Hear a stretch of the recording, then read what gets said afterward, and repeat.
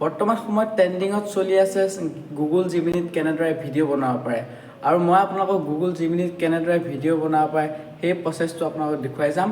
তাৰ বাবে ভিডিঅ'টো স্কিপ নকৰাকৈ শেষলৈকে চাই গুগলটো অন কৰি ল'ব।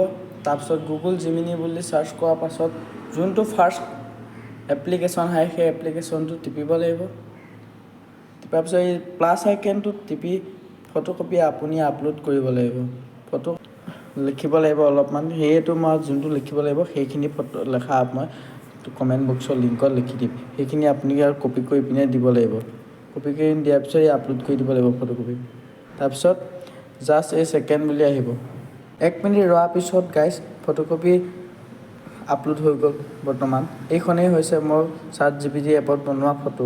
আৰু এই ফটোকপি যোনটো তাত লিংক পেষ্ট কৰিব লাগিব সেই লিংকটো মই কমেণ্ট বক্সত দি দিম। সেইটো আপোনালোকে কপি কৰি পিনে আপলোড কৰাৰ পিছত এই ফটোকপি আপোনাৰ তৈয়াৰ হৈ আহিব পাৰিব। আৰু এই ফটোকপি আপুনি এনেকৈ ক্লিক কৰি দিয়াৰ পিছত ডাউনলোড কৰি ল'ব পাৰিব।